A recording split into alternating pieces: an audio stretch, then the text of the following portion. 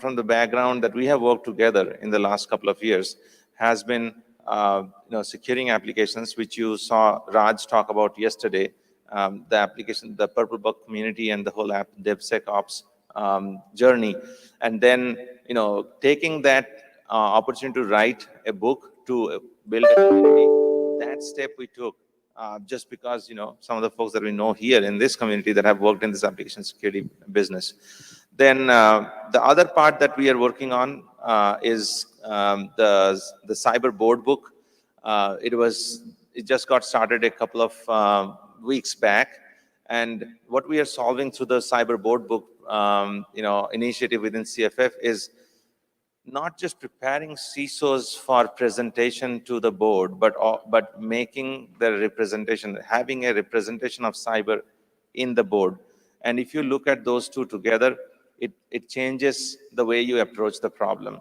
In cybersecurity, it's not one technical area. It's a combination of risk management, of running a business, protecting a business, and going forward, how can we make sure that everybody who's getting into the industry has the recipe for success, leading practices they can follow. There is a lot of that in the technology side.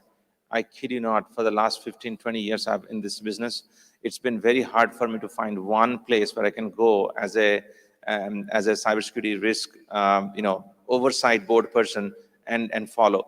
There have been pretty good resources put together by World Economic Forum, by NSCD, but now we want a cyber-focused, a referral, and that we can all get to in a desk fight. So that's the third, project that we just launched. These three projects make up most of the work that we do through the year. We're definitely kind of cross-pollinating across these three. One goes across the board in terms of the CEO work that we do. I mean, Cyber Future Foundation, for those that you don't know, is primarily a C-suite organization. Most of the members are either CISOs or chief risk officers or in the C-suite. So when we go to solve, serve our business and solve our problems, we really don't, discriminate between where the sources come from. So we take it from anywhere, but most of the work that we have done and seen is we need to build workforce. We need to have a reference guide for us. We need to find out how can we diversify our workforce and how can we, with all these investments, how can we make sure we are able to realize the impact on the community. So between the two, it's actually very meaningful work if you think about it. So John, if you're ready, we are ready for you. Okay.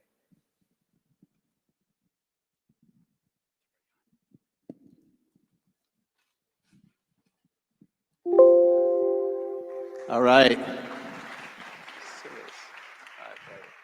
Hey, Val, howdy.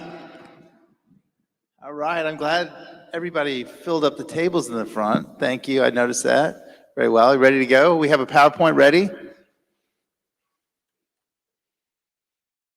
Okay, wow, I look big up there.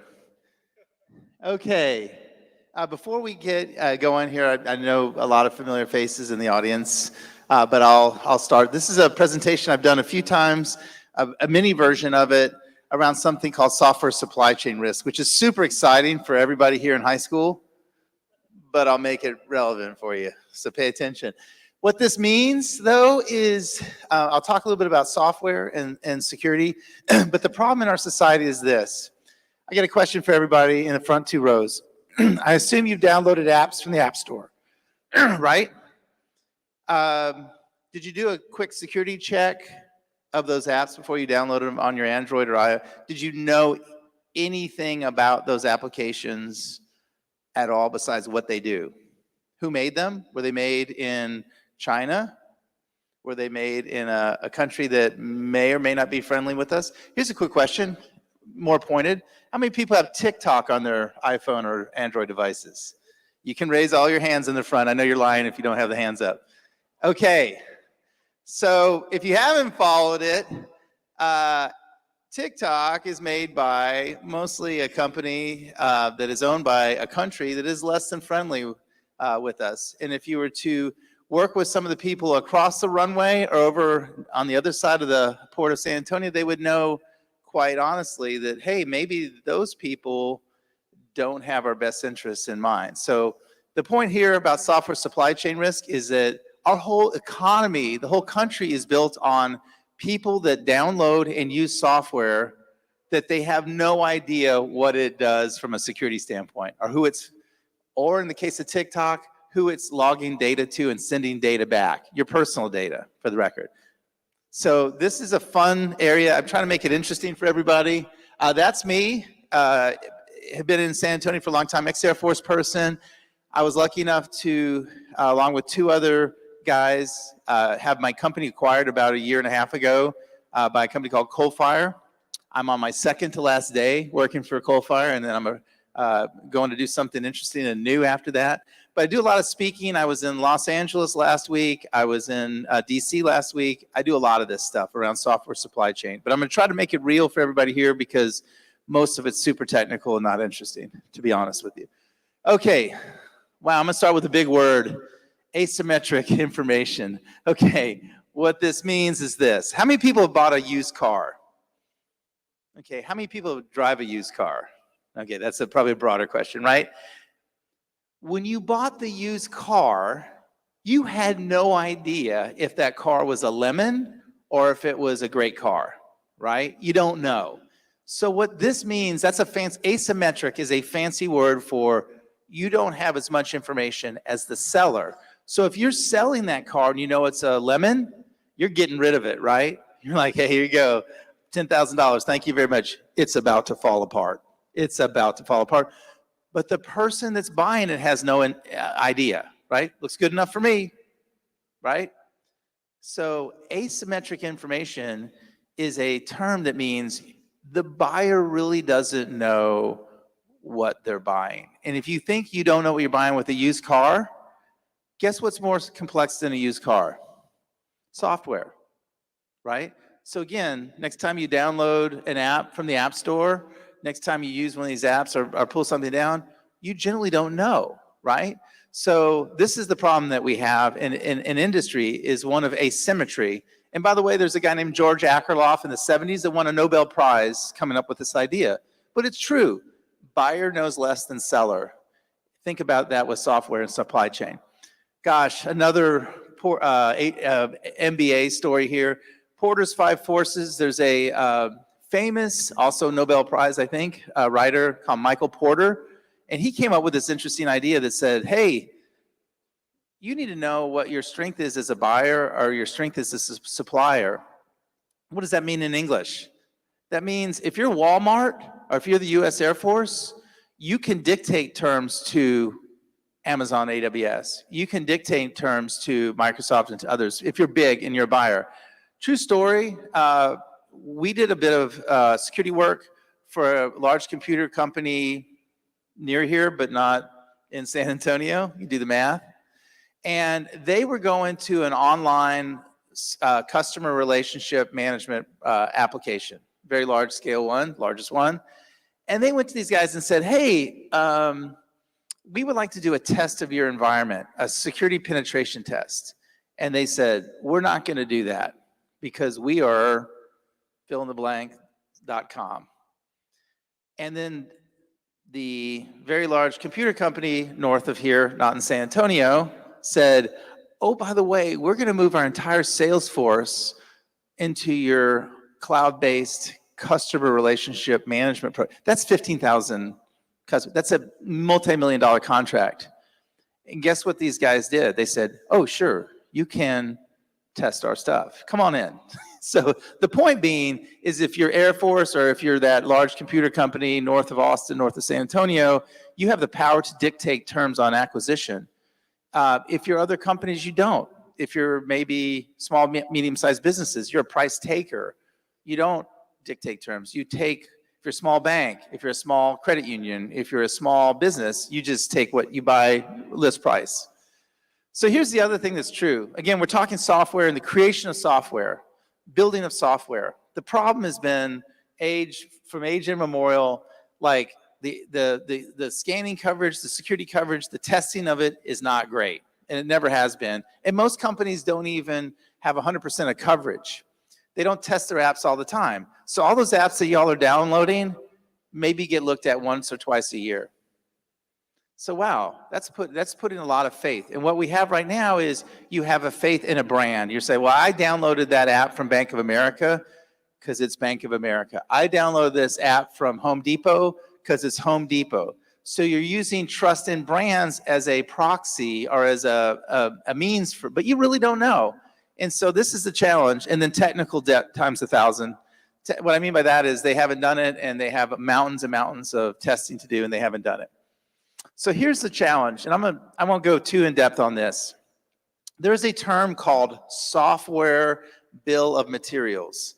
All that means is a meaningful way of exposing and understanding the components of software, all the attributes, all the demographic data, who, what, where, when. It's a fancy word. The best way to analogy and metaphor is what everybody understands, which is the labeling of food, right?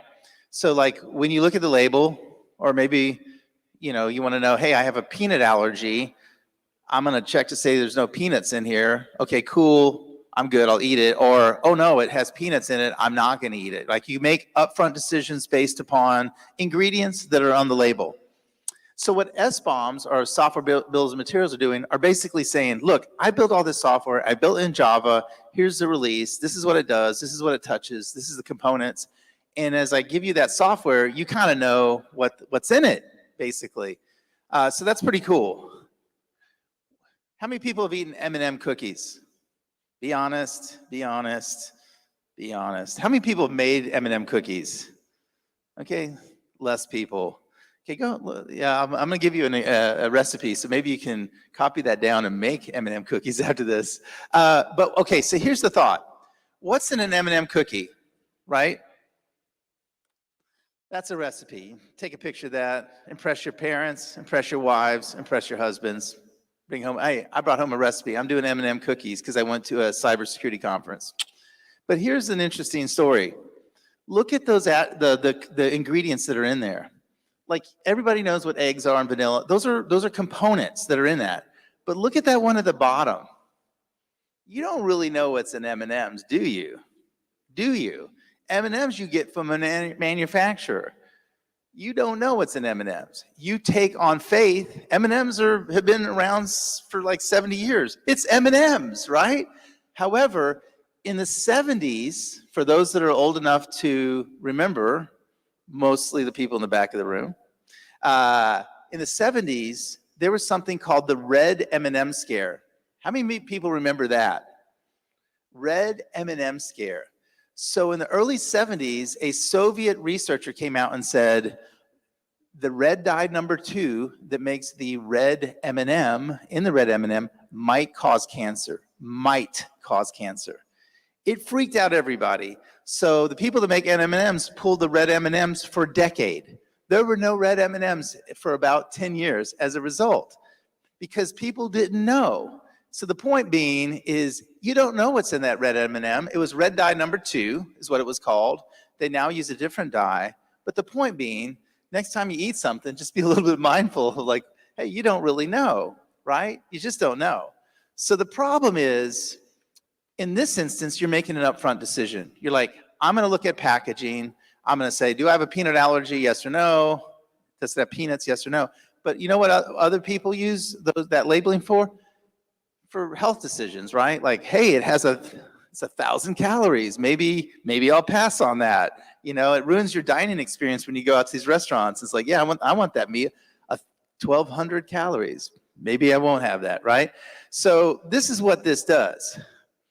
The problem that we have in our world, security world, is what I like to call the pantry problem. The problem isn't that you're buying something and you're making an upfront decision, and from that decision you're going to eat or not eat or consume or not consume. The problem is the pantry problem. How many people know remember what the log4j vulnerability was? Log4j, anybody? Okay, thank you. Okay, I'll explain to everybody. Okay, so the way software is built now is nobody just starts writing software. They say, I'm going to write a piece of software. Let me go get these component building blocks. I'm gonna go get a piece of software that talks to the network, a TCP/IP stack, what's it called. I'm gonna get a piece of software that does logging And so instead of writing the entire thing, like a book report and writing, from ground up, you go and borrow and steal and license all this stuff. And then you write software that stitches it together and on top of that. So one of the famous or widely used components was something called log, L-O-G for J, log4j. It was in every piece of software, almost every piece of software written in Java, because it just does logging, which is an important part of software. It logs stuff. Well, sure enough, it was a Tuesday, Wednesday morning, somebody woke up and said, oh my gosh, this is like 2 years ago, it's vulnerable, and you can basically put something into this through the system that will log it, and then you can access it and do really terrible things to it. Oh my gosh, you have to turn off or update or get rid of log4j. So what I mean by the pantry problem is you're not making an upfront decision and then eating or not eating. You wake up and it's a Tuesday morning and you're like, log4j, it's like, where does it live in all my software? And that's exactly what happened to all these companies in November, December 2021, was they like, we don't even know who uses it in all of our 20 or 200 dev teams, software development teams. So they had to go through the equivalent of their pantry and figure out where this ingredient lives, and then figure out how to get rid of it or update it. Super huge problem versus the upfront. So let me just tell you, in case you're wondering, I'll torture the metaphor even more. The federal FDA and other government entities monitor what you eat and monitor ingredients and test for ingredients.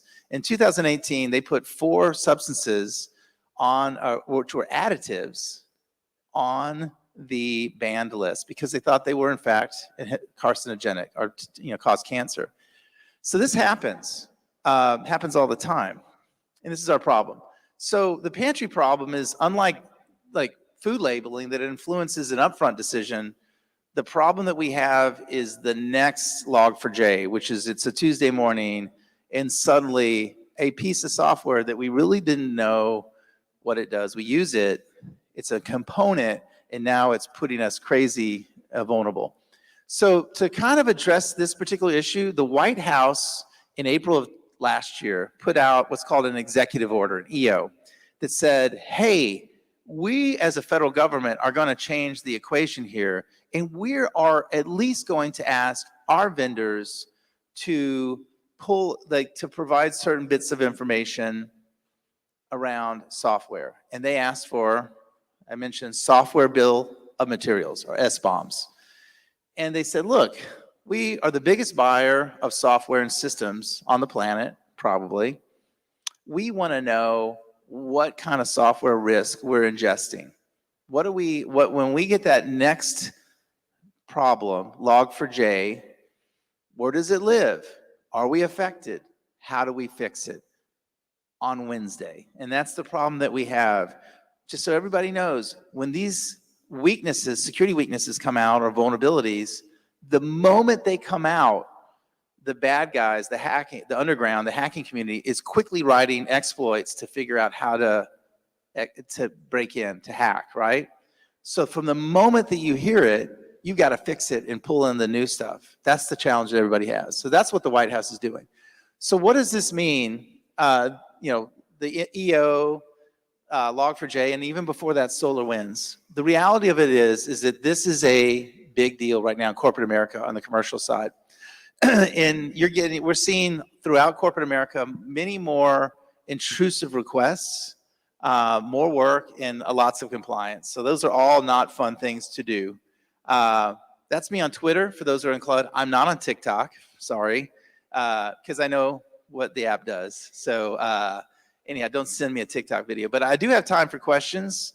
I think I do, 1 or 2 minutes, maybe not. Preferably yes or no, or true, false questions. All right, and I'll be okay with no questions also. Thank you, Val. Thank you, John. And then John's the host, so he's staying over. I'm going to take a hike. No, I am? Kidding. What am I doing? Just kidding. No, thank you, John. I think we always wanted to be doing something in San Antonio, so this was a great start. And especially with the kids over here, I think we are building an amazing ecosystem. and hopefully continue to build upon that, take this model to the next level. Awesome. Glad to be here, sir. Thank you. Thank you. Okay. All right. So we have